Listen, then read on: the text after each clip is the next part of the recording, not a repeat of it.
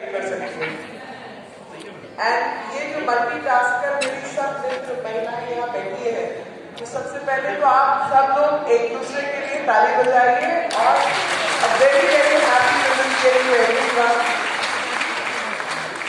And whenever we discuss sustainability, तो जब sustainability की बात होती है तो सस्टेनेबिलिटी सिर्फ एनवायरमेंट के लिए, सस्टेनेबिलिटी ह्यूमन रेस के लिए, सस्टेनेबिलिटी एक कंटिन्यूअस प्लैनेट अर्थ को सस्टेन करने के लिए, सिविलाइजेशनल सस्टेनेबिलिटी के बहुत सारे मतलब हो सकते हैं।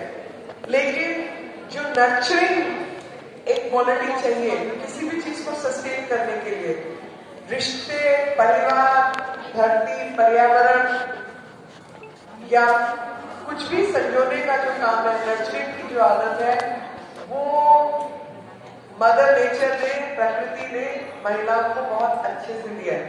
और अगर ऐसा नहीं होता तो जो इंस्टिंक्टिव एक आदत होती है महिलाओं की, भाई कुछ गिरा तो तुरंत उठाएंगे, बच्चे को चोट लगी तो पकड़ लेंगे, कुछ हुआ तो एकदम केयरिंग वाला एटीट्यूड आ जाएगा। यही सस्टेनेबिलिटी के लिए जरूरत है। तो चाहे धरती को सस्टेनेबल बनाना है, पारिवारिक रिश्तों को सस्टेनेबल बनाना है, या दुनिया को सस्टेनेबल बनाना है, मातृशक्ति को नमन किए बिना या उसको एम्पावर किए बिना कभी भी दुनिया एम्पावर नहीं हो सकती, समाज एम्पावर नहीं हो सकता। और मुझे आज प्रसन्नता है इस बात की कि जो मेरी उम्र के लोग हैं या मेरे से थोड़ी बड़ी उम्र के लोग हैं, वो लोग अगर अपना यूथ याद करें या बचपन याद करें तो अधिकतर लोगों ने बहुत किस्म की डिस्क्रिमिनेशन झेल कर यहाँ बैठे। मैं अच्छाई बुराई पे नहीं जा रही, बहुत किस्म की डिस्क्रिमिनेशन और बायसेस झेल कर यहाँ बैठे हैं, जो बायसेस आज भी समाज में है, चाहे वो आर्टिफिशियल इंटेलिजेंस की दुनिया हो, चाहे वो गूगल की दुनिया हो, चाहे वो कोई भी दुनिया हो। तो अगर आप खोजना शुरू करेंगे, एल्गोरिथम्स जो थ्रो अप करती है डाटा, वो एल्गोरिथम्स के अंदर ही आपको पता चलेगा कि कितनी मेंटल बायस और ब्लॉक्स है। और वो भारत में ऐसा नहीं है, भारत के बाहर पूरी दुनिया में है वो।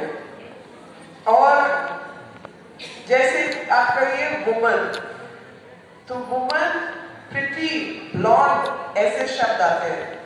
आप कहिए मैन, स्ट्रॉन्ग, इंटेलिजेंट, ब्रेव ऐसे शब्द आते हैं।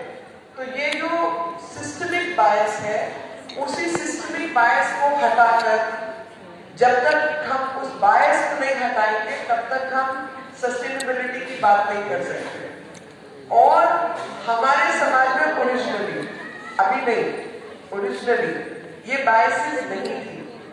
और कुछ दिन पहले मैंने एक बुक रिलीज करवाई थी, अमर चित्र कथा के रूप में आई है। आप लोगों को मौका लगे तो घर में बच्चों को जरूर पढ़ने के लिए दीजिए। Women freedom fighters of India. तो झांसी की रानी तो सुभद्रा रानी चौहान ने ये पूरा वीडियो आपको मिलेगा। कविता लिखी तो सबको उनके बारे में पता चल गया, सबने स्कूल कॉलेज में पढ़ी तो इसलिए सबको मालूम है। लेकिन रानी अब्बक्का या रानी चिन्नम्मा ऐसी रानियां थी जिन्होंने 1700 कुछ में, यानी 100 साल पूर्व, 1857 के युग से 100 साल पूर्व, उन्होंने पोर्चुगीज के साथ, ब्रिटिश के साथ लड़ाई की और एक नहीं मल्टीपल लड़ाई लड़ी और अपने प्रदेश को बचाया। फाइनली पकड़ी गई, जेल में डाला और जेल में ही उसकी मृत्यु हुई। लेकिन किसी को जानकारी नहीं। तो जब आजादी का अमृत महोत्सव प्रधानमंत्री जी ने आदेश किया कि सब मतदानों को करना है और आजादी के अमृत महोत्सव की बात करनी है, हमारे मंत्रालयों में करना था, तो मैंने कहा अनसंग हीरोज में लीस्ट अनसंग जो है, मतलब मोस्ट अनसंग और लीस्ट नोन जो है, वो महिलाएं हैं, जिन्होंने आजादी की लड़ाई में पूरा योगदान दिया, लेकिन उनके बारे में कोई जानता ही नहीं है। तो पहले तो बच्चों को जब संस्कार की उम्र है, उसमें उनकी गाथाएं और उनकी कथाएं बताई जाए कि ये भारत की परंपरा है, और भारत की इस परंपरा के अंदर अगर रानी अब्बा ने तलवार लेके पोर्चुगीज जनरल को मार गिराया या 4-6 लड़ाइयां लड़ी, तो वो तो मुमकिन नहीं है ना कि मुझे अभी कोई कहे भैया घोड़ा लो या तोप चलाओ या जाके तुम अफगानिस्तान पहुंच जाओ, पाकिस्तान और लड़ाई खत्म करो। हो सकता है क्या? नहीं हो सकता, बिकॉज जो भी स्किल सेट है वो स्किल सेट डेवलप करने में बरसों बरस लगते हैं।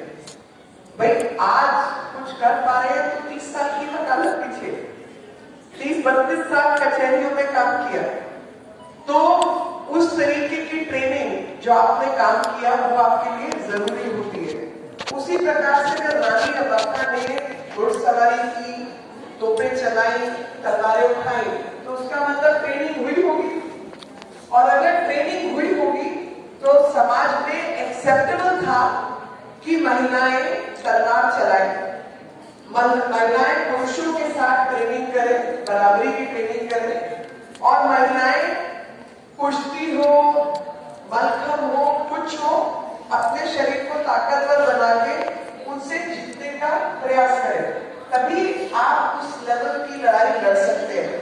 तो ये हमारे संस्कार थे, यानी महिला पुरुष में अंतर नहीं था, तभी आपके यहाँ पर रानियां इतनी बन पाई या इतनी सैनिक महिलाएं थी। तो ये जानकारी सबके पास नहीं है। कलरी फायर के बारे में बहुत कम लोग जानते हैं, मगर वो मार्शल आर्ट की ट्रेनिंग केरल के अंदर महिलाओं और पुरुष को बराबर से की जाती है, चाहे वो लाठी चलाने की प्रक्रिया हो, चाहे खंजर चलाने की हो, तलवार की हो, ये सब ट्रेनिंग का हिस्सा था। लेकिन जो लोग हम पर शासन कर रहे थे, अंग्रेज हो, पोर्चुगीज हो, बाकी हो, वेस्टर्न वर्ल्ड, वो लोगों के यहाँ पर 1928 तक महिला को व्यक्ति नहीं माना जाता था। महिला व्यक्ति नहीं होने का नुकसान देखिए, प्रॉपर्टी राइट्स उसके पास नहीं है, अग्रीमेंट वो एंटर नहीं कर सकती, कमरा किराए पे नहीं ले सकती, गाड़ी खरीद नहीं सकती, कुछ काम नहीं कर सकती। तो जब महिला इंडिविजुअल नहीं है लीगली, तो उसके लीगल राइट्स भी नहीं है, लेकिन इस बात पर कोई जिक्र नहीं करता। मेरे को आज मौका मिला तो मैंने कहा सब अपनी बहुत सशक्त महिलाएं सामने बैठी है, तो थोड़ा सा ये चीजें बताओ कि आप इन सब चीजों पे फोकस करें, और इनके माध्यम से आप अपने विचार को डेवलप करके आगे कम्युनिकेशन के अंदर इन चीजों को यूज करें। सबको पता है कि वेस्ट के अंदर सफेद मूवमेंट शुरू हुआ, वोट के अधिकार के लिए लड़ाई लड़ी, तो महिलाओं को वो अधिकार बहुत देर तक नहीं मिला। मतलब स्विट्जरलैंड ने तो 1972 में वो अधिकार दिया, कितने लोगों को मालूम है? और सब लोग सोचते हैं वेस्ट में महिलाएं बराबर है, उनका दर्जा बराबर है, लेकिन सच्चाई कुछ और है, दिखता कुछ और है।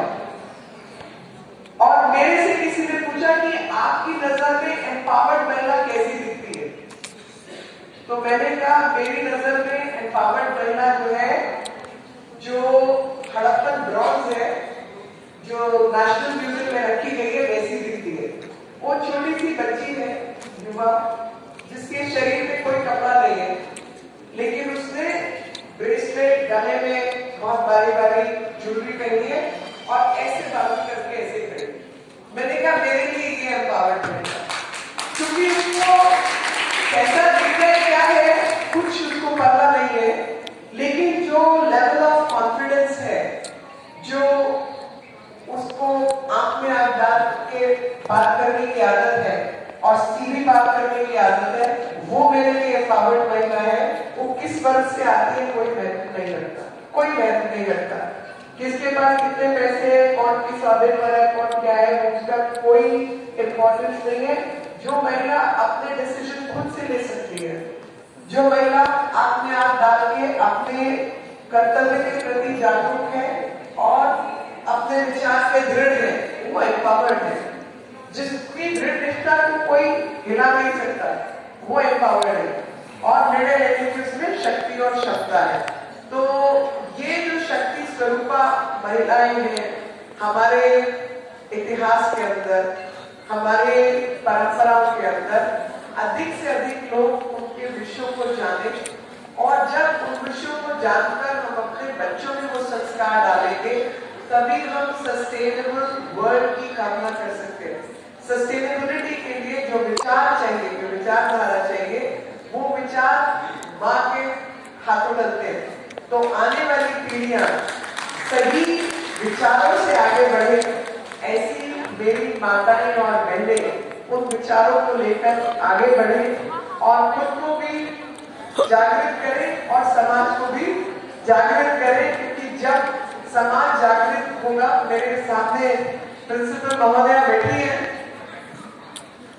तो मुझे मालूम है कि किस प्रकार से बच्चों के अंदर जन जागरण की आवश्यकता है और जिन विचारों से सब लोग हट रहे हैं और भारत को एक अलग तरीके से दिखाने का प्रयास कर रहे हैं, उनको ये बताने की जरूरत है कि भारत की परंपराएं कुछ और हैं, और भारत की परंपराएं अगर अलग नहीं होती तो इतने सालों की तपस्या आज व्यर्थ हो गई होती।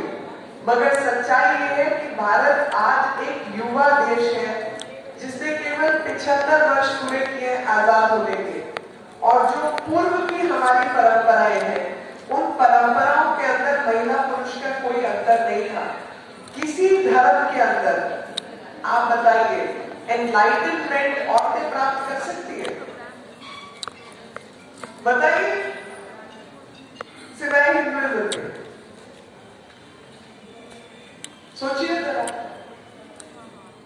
कि गुरु होते हैं तो गुरु पोप हो, अन्य इमाम हो, कुछ और हो, सब पुरुष है, यानी भगवान से रिश्ता सिर्फ पुरुष का हो सकता है। भारत के अंदर अभी तो आजकल के समय में अगर सदगुरु है, स्वामी है, तो महिला गुरु भी है। एनलाइटनमेंट किसी की बकौती नहीं है कि वो बापी के थ्रू मिलेगी, वो माँ के थ्रू में मिल सकती है,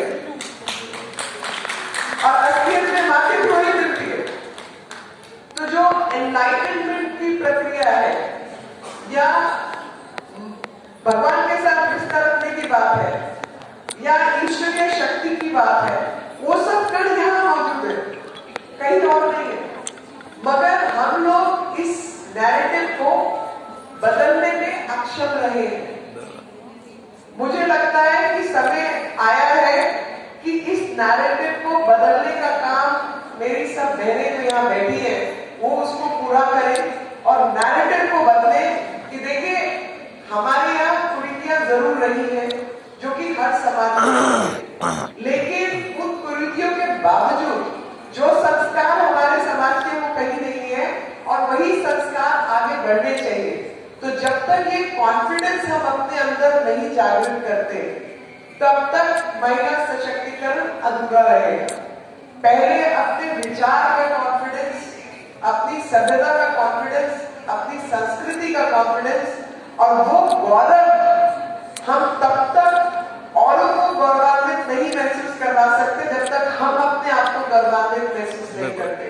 और मुझे लगता है कि हमारी परंपराओं में बहुत कुछ है, हमारी सभ्यता संस्कृति में बहुत कुछ है पूरी दुनिया को बताने के लिए, सिखाने के लिए, और सब कुछ पश्चिम में अच्छा है तो ऐसा नहीं है, बल्कि ठीक उसका विपरीत है।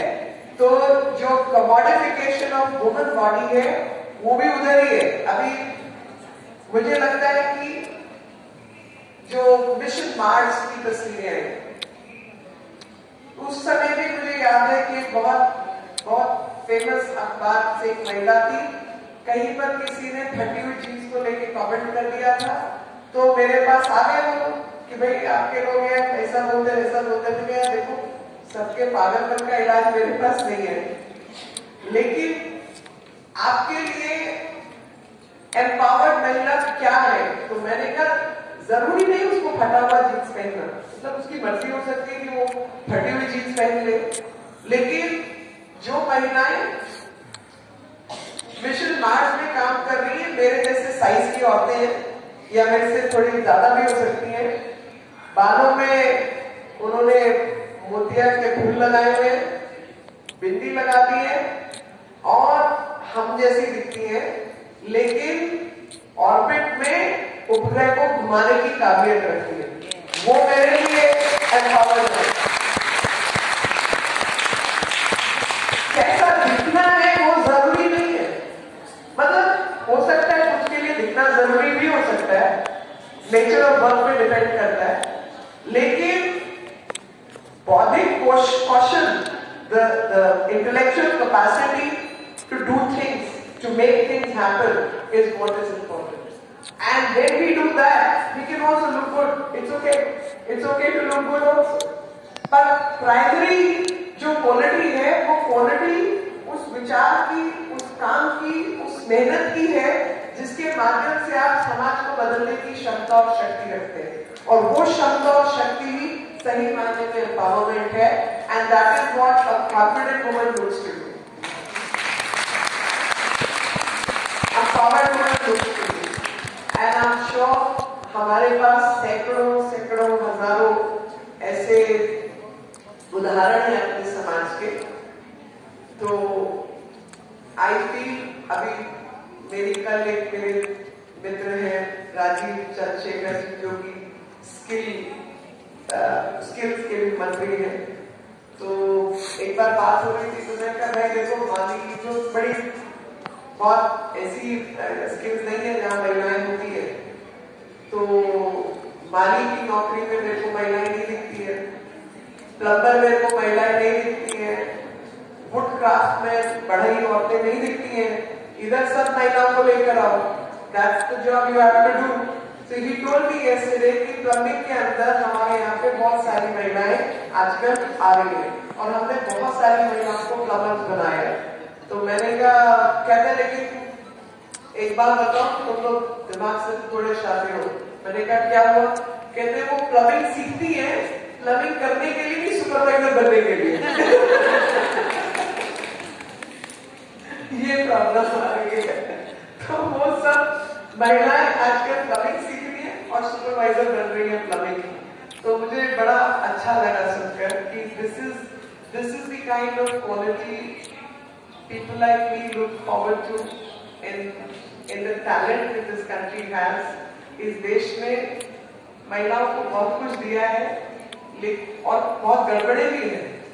तो जो गड़बड़े हैं, आइडिया सेट 75 में उन गड़बड़ों को ठीक करने का काम हम सबने करना है, और गड़बड़े ना हो, आने वाला समाज जो सुधरा हुआ समाज हो और हमारे सबके सपनों का भारत पूरा हो, वो तभी हो पाएगा जब महिलाओं को उनका उचित स्थान, सम्मान और अपॉर्चुनिटीज मिले। और हम कोई स्पेशल स्टेटस की जिक्र नहीं करते। All we want is greater opportunities for women, and when opportunities come, we have the merit and the ability to prove ourselves.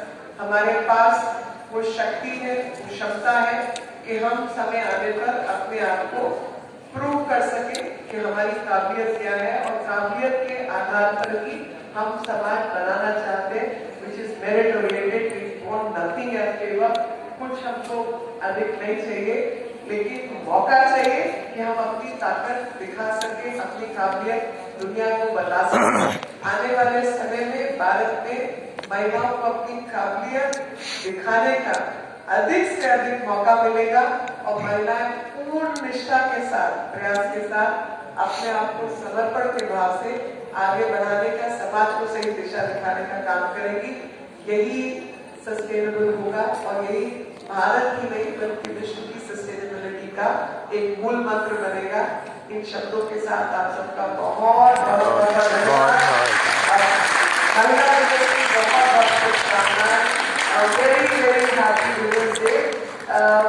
मेरे सभी मित्र, मैं दिल्ली से बाहर थी 2-3 दिन के लिए, तो इसलिए आपको आज पर्सनल इनवाइट दे रही हूँ। 3 बजे